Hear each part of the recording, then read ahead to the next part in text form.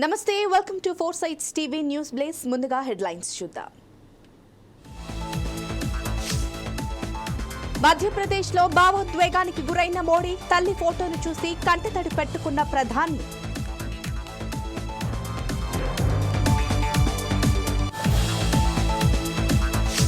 కేరళలో Congress versus LDF, Vijayan Rahul మధ్య మాటల యుద్ధం.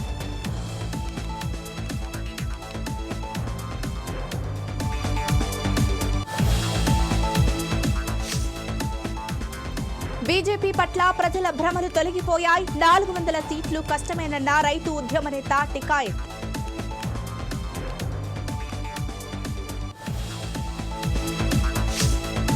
హైదరాబాద్ లో ఒక్కసారిగా భారీ వర్షం, ఉక్కపోతల నుంచి ఉపశమనం.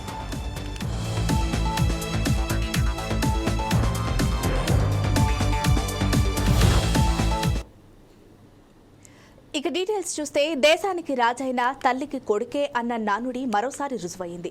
లోక్సభ ఎన్నికల ప్రచారంలో సుడిగాలి పర్యటనలు చేస్తున్న ప్రధానమంత్రి నరేంద్ర మోడీ మధ్యప్రదేశ్ ఎన్నికల ప్రచార ర్యాలీలో భావోద్వేగానికి గురయ్యారు. తన ప్రసంగాన్ని కొద్దిసేపు ఆపేశారు. దామెహ్లో మోడీ ప్రసంగిస్తుండగా సభికుల్లో ఒకరు మోడీని ఆయన తల్లి హీరాబెన్ ఆశీర్వదిస్తున్న ఒక ఫోటోను ప్రదర్శించారు. అది మోడీ కంటబట్టంతో ఒక్కసారిగా ఆయన ఉద్వేగానికి లోనయ్యారు. తల్లి జ్ఞాపకాలతో ఆయన కాసేపు మాట్లాడలేకపోయారు. వెంటనే తమాయించుకుని ఆ ఫోటోను ప్రదర్శించిన యువకుడిని మెచ్చుకుంటూ ఆ ఫోటో వెనుక అతని పేరు, చిరునామా రాసివ్వాలని కోరారు. తాను స్వయంగా లేఖ రాస్తానని వేదికపై నుంచే చెప్పడంతో సభికులు సైతం భావోద్వేగానికి లోనై ఆ తర్వాత మోడీకున్న మాతృ ప్రేమపై ప్రశంసలు కురిపించారు.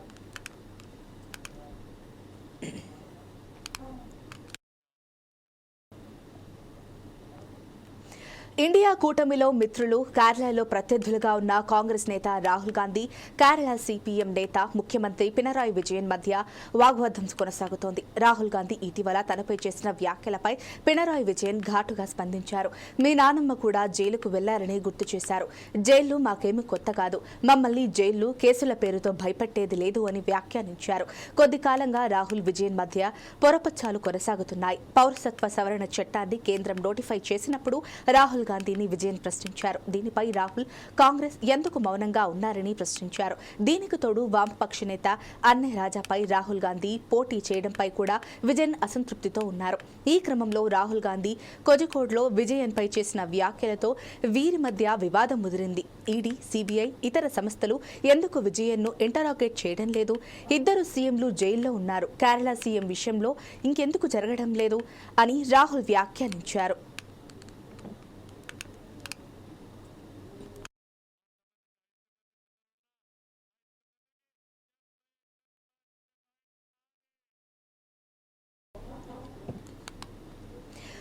గూడూరులో చంద్రబాబు నాయుడు మాట్లాడుతున్నారు. ఇప్పుడు లైవ్ చూద్దాం.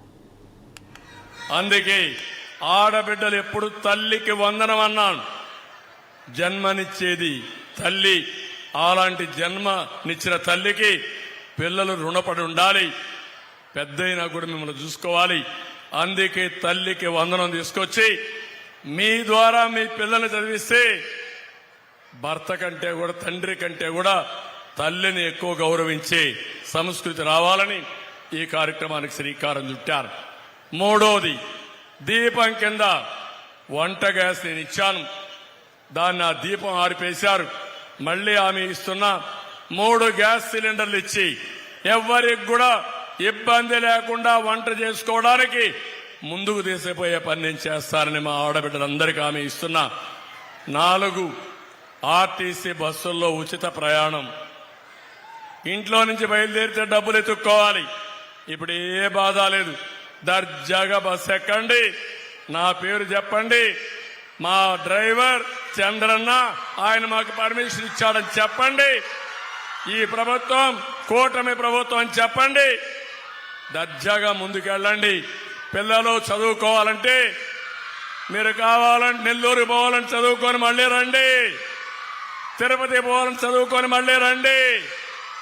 ఆ ఏర్పాటు చేసే బాధ్యత నాదని మరొకసారి మీ అందరికీ హామీ ఇస్తున్నా. ఈ 4 చేసిన తర్వాత నేను ఒకటి ఆలోచించాను. ఏదైతే జగన్మోహన్ రెడ్డి చేసే కార్యక్రమం 10 రూపాయలు ఇస్తాడు, 100 రూపాయలు బాదుడి కింద దోచేస్తాడు, 1000 రూపాయలు సొంతానికి లాగేస్తాడు. అవునా కాదా ఆలోచించండి. అంటే మీకు ఇచ్చేది ఆడబిడ్డ కోసం ఆసరా అంటాడు, పెన్షన్ అంటాడు. అవన్నీ కొత్త కాదు. నేనే 200 రూపాయలు ఉంటే 2000 రూపాయలు పెన్షన్ ఇచ్చిన పార్టీ తెలుగుదేశం పార్టీ. సంక్షేమ కార్యక్రమాలకు నాంది పలికిన పార్టీ తెలుగుదేశం పార్టీ. అన్న క్యాంటీన్ పెట్టిన పార్టీ తెలుగుదేశం పార్టీ. నోరు జగన్మోహన్ రెడ్డి ఎక్కడ పోయినా నోరిప్పితే కడుపు నిండా అబద్ధాలే, పొట్ట నిండా అబద్ధాలే. మీరు చూడండి, నేనేం చేశానంటున్నాడు. నేను డాక్రా సంఘాలు పెట్టా. ఆ డాక్రా సంఘాలు లేకపోతే ఈరోజు ఆడబిడ్డలకింత చైతన్యం వచ్చేది కాదు. అవునా కాదా అని అడుగుతున్నా. నేను ఇప్పుడు ఒక 10 చెప్పాను. ఇది నా అచీవ్మెంట్. జగన్మోహన్ రెడ్డి నువ్వేం చేశావు? 10 రూపాయలు ఇచ్చావు, 100 రూపాయలు దోచుకున్నావు. కరెంటు రేటు పెరిగిందా లేదమ్మా మీకు? అదే మరి గ్యాస్ పెరిగిందా లేదా? నిత్యావసర వస్తువుల ధరలు పెరిగాయా లేదా? మద్యం ధరలు పెరిగాయా లేదా? ఆర్టీసీ రేట్లు పెరిగాయా లేదా? అన్ని ప్రీమియం అయిపోయినాయా లేదా? మీకు ఇచ్చేదానికంటే దోచుకునేది ఎక్కువ ఉందా లేదా అని మిమ్మల్ని అడుగుతున్నా. దానికి సమాధానం చెప్పు నువ్వు. మీరు ఒక అసమర్థ ముఖ్యమంత్రి. నేను బటన్ నొక్కానంటాడు. నువ్వు బటన్ నొక్కావు, బటన్ బొక్కావు కూడా. బటన్ నొక్కితే ఎంత ఇచ్చావు? బటన్ నొక్కి నువ్వు బొక్కిందెంత, దోచుకున్నదెంత, దొబ్బేసిందెంతో సమాధానం చెప్పమని సవాలు విసురుతున్నానని చెప్పి కూడా నేను మీకు తెలియజేస్తున్నా. అదే మరిగా ఇక్కడే సిలిక మొత్తం పోయింది, స్వర్ణముఖిలో ఉండే ఇసుక మొత్తం పోయింది. ఆనకొండల మారిగా తయారై ఒక్కొక్కడు కొండలే మాయం చేసే పరిస్థితికి వచ్చారు.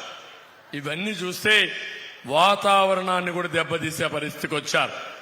మీ పిల్లల కోసం, భావితరాల కోసం ఉండవలసినటువంటి భూగర్భ ఖనిజ సంపద కూడా దోచేసిన దుర్మార్గులు ఈ వైఎస్ఆర్ కాంగ్రెస్ నాయకులు, ఈ జగన్మోహన్ రెడ్డి. ఒకటి కాదు, ఎక్కడ చూసినా కుంభకోణమే. ఏ స్కీమ్ కూడా కుంభకోణం లేకుండా స్కీమే లేదని చెప్పి నేను మీకు తెలియజేస్తున్నా. ఆడబిడ్డలందరికీ ఓటు హామీ ఇస్తున్నా. మీ అందరికీ ఇళ్లు కట్టించే బాధ్యత మాది. టిట్కో ఇళ్లు వస్తానే ఈ గవర్నమెంట్ ఉచితంగా మీకు హ్యాండ్ ఓవర్ చేస్తానని మీ అందరికీ హామీ ఇస్తున్నా. ఇంకో పక్క 1 సెంట్ ఇచ్చాడు, అగ్గిపెట్టి లాంటి ఇళ్లు తయారు చేశాడు. ఇంట్లో కనీసం పడుకోవడానికి అవకాశం లేదు. అలాంటి ఇండ్లు కూడా ఇప్పుడు ఏదో నేను ఊళ్ళు కట్టానన్నాడు. నువ్వు కట్టింది ఊళ్ళు కాదు, గూళ్ళు కట్టావు. పిచ్చుక గూళ్ళు ఎట్లయితే పెడతాయో అలాంటి గూళ్ళు కట్టావు తప్ప ఇల్లు కట్టాడమ్మా అని మిమ్మల్ని అడుగుతున్నా. నేను కట్టా పేదవాడ కోసం వెడల్పైన రోడ్లు, అండర్ గ్రౌండ్ డ్రైనేజ్, తాగునీరు, కరెంటు, అక్కడ కమ్యూనిటీ భవనాలు అన్నీ కట్టి మీ ఇల్లు యొక్క ఆస్తి విలువ పెంచిన పార్టీ తెలుగుదేశం పార్టీ. ప్రచండ భానుడు నడినెత్తిన నిప్పులు చెరుగుతున్నా, వడగాల్పులు వీస్తున్నా శుక్రవారం దేశవ్యాప్తంగా 16.63 కోట్ల మంది ఓటర్లు తమ ఓటు హక్కు వినియోగించుకున్నారు. కొన్ని చోట్ల వర్షం కురుస్తున్నా కూడా ఓటర్లు ఓపిగ్గా లైన్లో నిలబడి ప్రజాస్వామ్యంలో తమ పవిత్ర కర్తవ్యాన్ని నిర్వహించారు. శుక్రవారం రాత్రి 9 గంటల సమయం వరకు అందిన వివరాల ప్రకారం సార్వత్రిక ఎన్నికల సమరం తొలి దశలో భాగంగా 21 రాష్ట్రాలు, కేంద్రపాలిత ప్రాంతాల్లోని 102 స్థానాలకు జరిగిన ఎన్నికల్లో 62.37% ఓటింగ్ నమోదయ్యింది. కొన్ని చోట్ల నుంచి ఇంకా పూర్తిగా వివరాలు అందనందున పోలింగ్ శాతాలు ఇంకా పెరిగే అవకాశం ఉందని ఈసీ ఒక ప్రకటనలో వెల్లడించింది.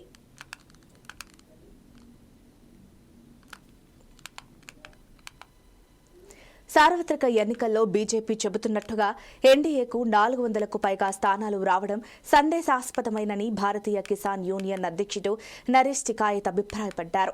400 స్థానాలు వస్తాయని ముందుగానే జోస్యం చెప్పడం విశేషమని, అలా చెబుతున్న వాళ్లు ఎన్నికల్లో పోటీ చేయడం ఎందుకని ప్రశ్నించారు.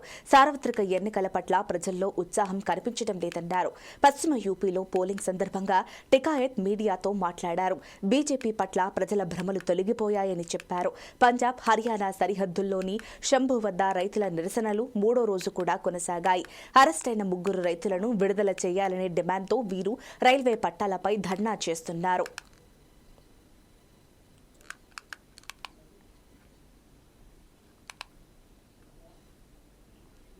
అవినీతికి వ్యతిరేకంగా సుపరిపాలన అందించడమే లక్ష్యంగా పుట్టిన పార్టీ అన్నా హజారే ఉద్యమ స్ఫూర్తితో ఆవిర్భవించిన పార్టీ.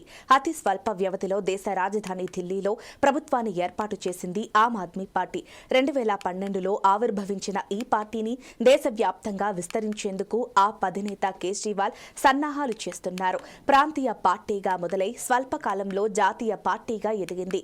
పంజాబ్లోనూ అధికారం చేపట్టింది. అవినీతి వ్యతిరేక ఉద్యమాలతో ఎంత వేగంగా ప్రజలను ఆకట్టుకుందో అంతే వేగంగా అవినీతి ఆరోపణలో ఆమ్ ఆద్మీ పార్టీ కూరుకుపోయింది. ఆ విశేషాలేమిటో చూద్దాం.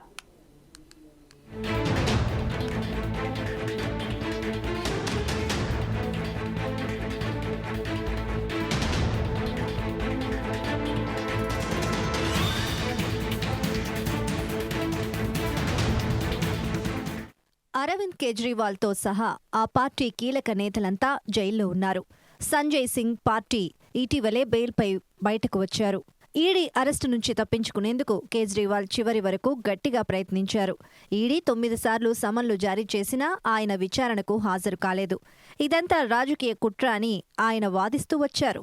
ఈడీని పావుగా బీజేపీ వాడుకుంటోందని ఆప్ ఇప్పటికీ అంటోంది. అవినీతి వ్యతిరేక ఉద్యమంతో బలంగా ఎదిగి ప్రజల మద్దతు పొందిన యాప్ అవే అవినీతి ఆరోపణలో కూరుకుపోవడం చిత్రం. ఇందులో నిజమెంత అబద్ధమెంత అనేది కేసు విచారణ పూర్తిగా సాగితే గాని తేలదు.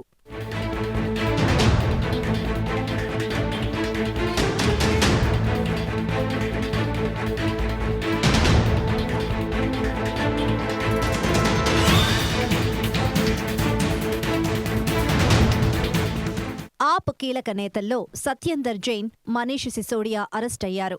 ఇక ఆమ్ ఆద్మీ పార్టీలో అతిషి, రాఘవ్ చద్దా, గోపాల్ రాయ్, సౌరభ్ భరద్వాజ్తో సహా మరికొందరు నేతలు మాత్రమే కొంత గుర్తింపు కలవారు అని చెప్పుకోవాలి. వీరంతా ఢిల్లీకి పరిమితమైన నాయకులు. ఆప్ ఏర్పాట్లో కేజ్రీవాల్తో పాటు ప్రముఖ న్యాయవాది ప్రశాంత్ భూషణ్, కుమార్ విశ్వాస్ వంటి వాళ్లు కీలక పాత్ర పోషించారు. మనీష్ సిసోడియా, సత్యేంద్ర జైన్, సంజయ్ సింగ్, సోమనాథ్ భారతి, అతిషి, రాఘవ్ చద్దా, సౌరభ్ భరద్వాజ్ వంటి నేతలు అరవింద్ కేజ్రీవాల్కు అండగా నిలిచారు. ఈ రోజుకి మద్దతుగా ఉన్నారు. అరవింద్ పట్ల వీరంతా నమ్మకంతో ఉన్నవారే. అరవింద్ అరెస్ట్ తరువాత వీరంతా పార్టీలో కీలకమైనారు. కేంద్ర ప్రభుత్వ చర్యలను రోజు ఎండగడుతూ ప్రజలకు సమాచారం అందిస్తున్నారు. అరెస్టు భయం వీరికి కూడా ఉంది. ఆ మధ్య అతిషి కూడా ఆ విషయాన్ని బహిరంగంగానే చెప్పారు.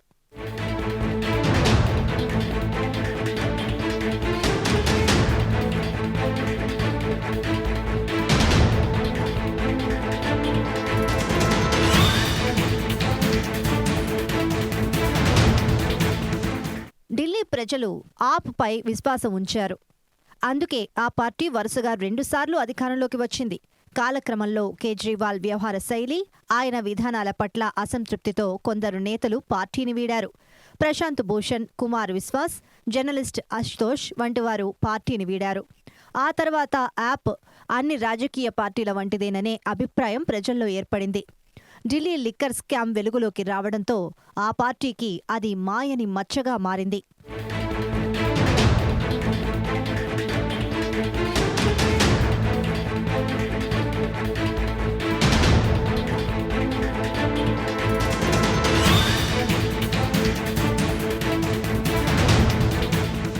అవినీతి వ్యతిరేక ఉద్యమంతో బలంగా ఎదిగిన యాప్ అవే అవినీతి ఆరోపణల్లో కూరుకుపోయింది.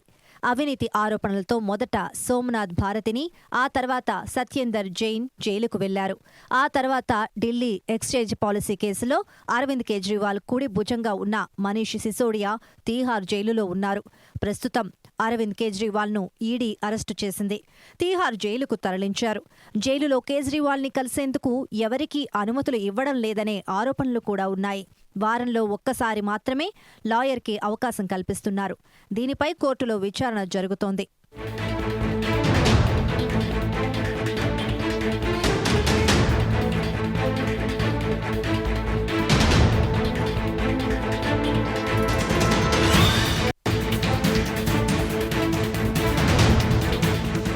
ఈడీ ఒక స్వతంత్ర దర్యాప్తు సంస్థ అని చెప్పుకోవాలి. అవినీతి పరులను పట్టుకోవడంలో ఈడీ, సీబీఐలు చురుకైన పాత్ర పోషిస్తున్నాయని కొంతమంది అంటుంటే, దర్యాప్తు సంస్థలు బీజేపీ నేతలు చెప్పినట్లు పనిచేస్తున్నాయని విమర్శలు ఉన్నాయి. కాంగ్రెస్ హయాంలో కూడా దర్యాప్తు సంస్థలను దుర్వినియోగపరిచారని ఆరోపణలు లేకపోలేదు. సరిగ్గా ఎన్నికల టైంలో కేజ్రీవాల్ను అరెస్టు చేయడం వెనుక రాజకీయ ప్రయోజనాలు ఉన్నాయని వాదనలు ఉన్నాయి. ఇప్పుడు జరుగుతున్న ఎన్నికల్లో కేజ్రీవాల్ అరెస్టు ప్రభావం బీజేపీపై పడుతుందని విపక్షాలు అంటున్నాయి.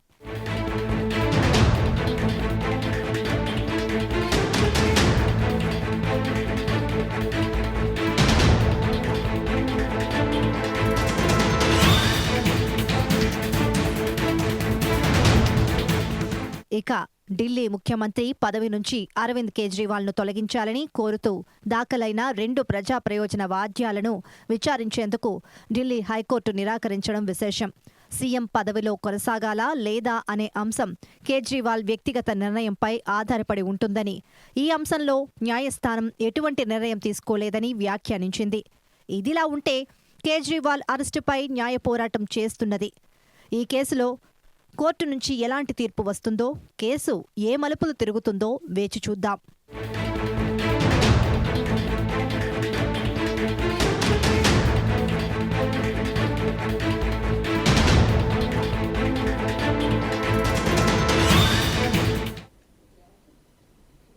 పాలకొండ నియోజకవర్గంలో వైఎస్ఆర్సీపీ ఎమ్మెల్యే అభ్యర్థిగా విశ్వేశ్వరరాయ్ కళావతి నామినేషన్ వేశారు. సీతంపేట మండలంలో భారీ ర్యాలీగా వెళ్లి నామినేషన్ రిటర్నింగ్ ఆఫీసర్కు అందజేశారు. ఇప్పటికే 2 సార్లు పాలకొండ నియోజకవర్గం నుంచి కళావతి ప్రాతినిధ్యం వహించారు. 3వసారి కూడా విజయం తనదేనంటూ కళావతి ధీమా వ్యక్తం చేశారు.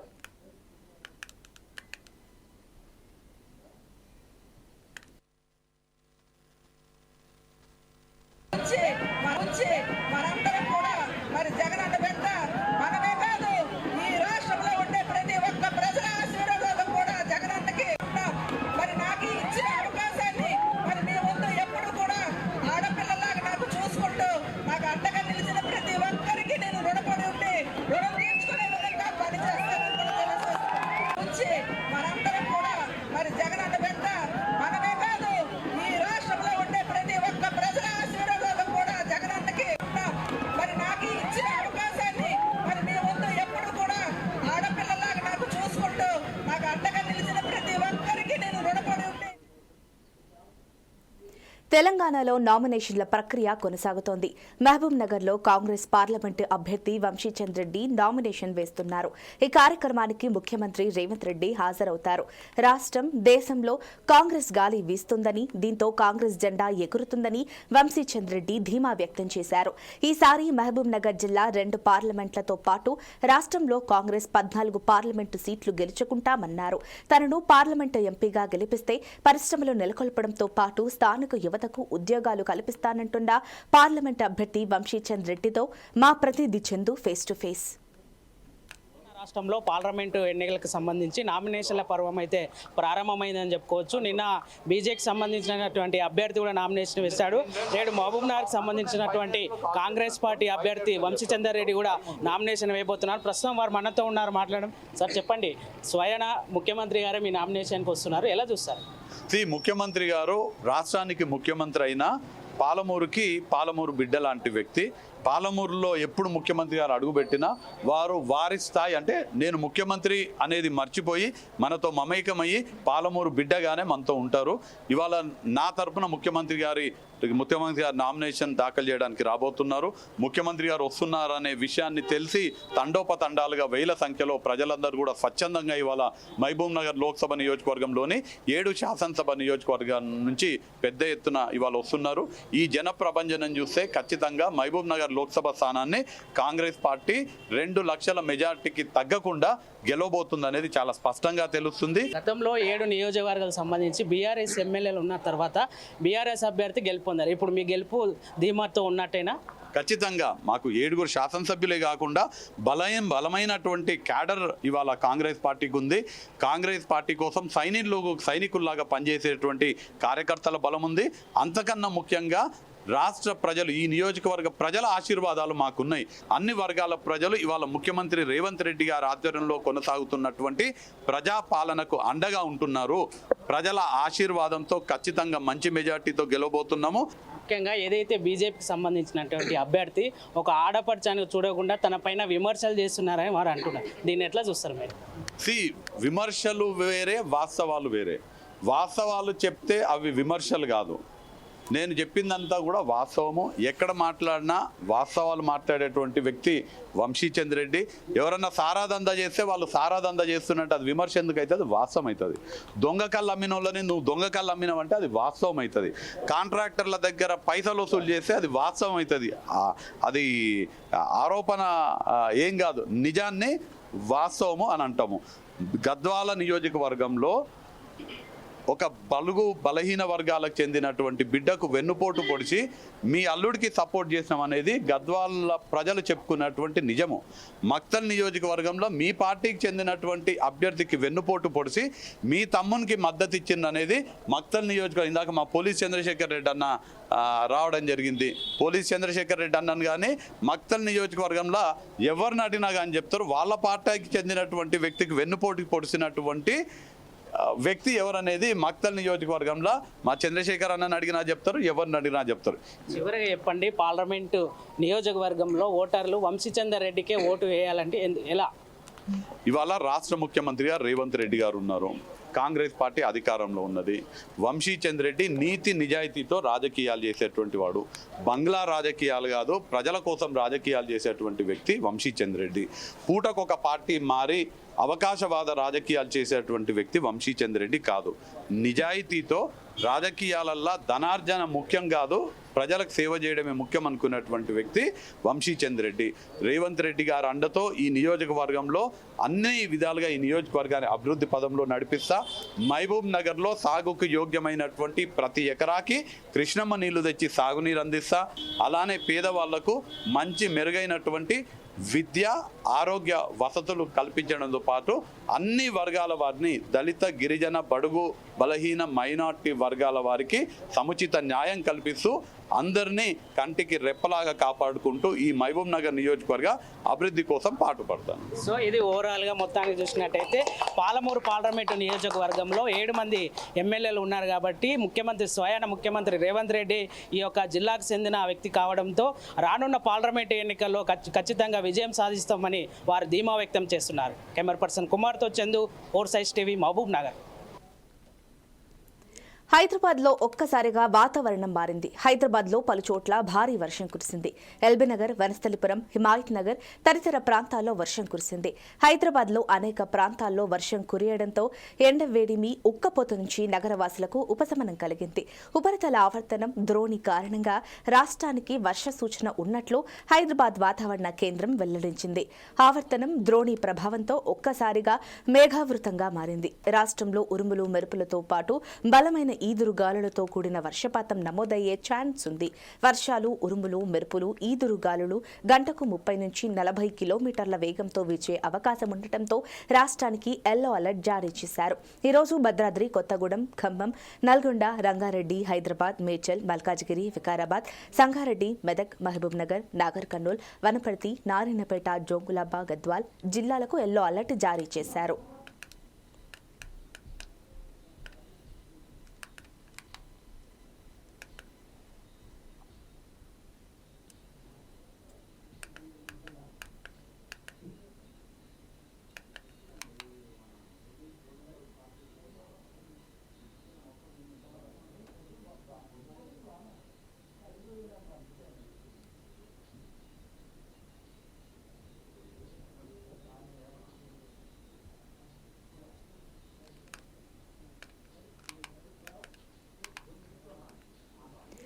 ఫార్మా కంపెనీలు మందుల తయారీలో వినియోగిస్తున్న ముడి ఔషధాల ధరలు తగ్గుతున్నట్లు తెలిసింది. యాక్టివ్ ఫార్మాస్యూటికల్ ఇంటిగ్రేడియంట్స్లో ఫార్మా కంపెనీలు తమ ఉత్పత్తుల్లో ముడి ఔషధాలుగా వాడుతుంటాయి. అయితే గతేడాది జనవరి మార్చి త్రైమాసికంతో పోలిస్తే ఈ ఏడాది ఇదే సమయంలో వీటి ధర దాదాపు 14% తగ్గినట్లు తెలిసింది. దాంతో ఫార్మా కంపెనీలపై భారం తగ్గనుందని పరిశ్రమ వర్గాలు అభిప్రాయపడుతున్నాయి. భారత ఫార్మా కంపెనీలు ఏపీఐలను చాలా వరకు చైనా నుంచి దిగుమతి చేసుకుంటున్నాయి. ఇటీవల కాలంలో చైనాలో ముడి ఔషధాల ఉత్పత్తిలో పెద్దగా పెరుగుదల లేదు. మన దేశంలో మాత్రం వీటి ఉత్పత్తి క్రమేపీ పెరుగుతోంది. కోవిడ్-19 కాలంలో భారత్ వంటి పెద్ద దేశానికి ఔషధాల అవసరాన్ని తీర్చేలా ప్రభుత్వం చర్యలు తీసుకోవాలని భావించింది. దాంతో దేశీయంగా ముడి ఔషధాలు ఉత్పత్తి చేసే కంపెనీలకు PLI ప్రోత్సాహకాలు అందించింది. దాంతో భారత్లో వీటి ఉత్పత్తి చైనాతో పోలిస్తే పెరుగుతోంది.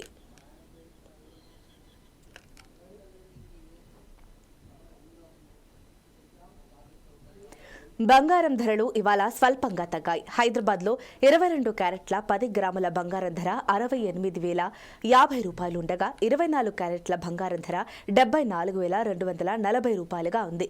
వెండి ధరలు కిలో 90,000గా పలుకుతోంది. ఇక తెలుగు రాష్ట్రాల్లోని ప్రధాన నగరాల్లో బంగారం, వెండి ధరల వివరాలు ఎలా ఉన్నాయో ఓసారి చూద్దాం.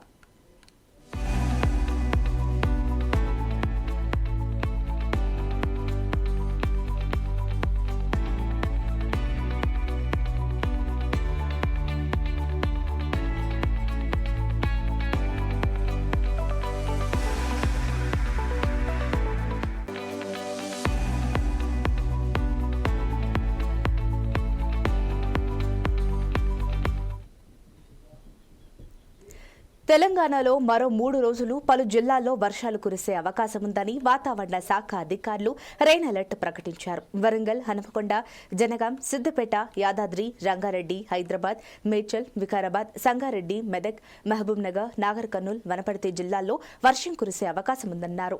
ఉరుములు, మెరుపులతో కూడిన భారీ వర్షాలు పడతాయన్నారు. గంటకు 30 నుంచి 40 కిలోమీటర్ల వేగంతో ఈదురు గాలులు వీచే ఛాన్స్ ఉందని అధికారులు తెలియజేశారు.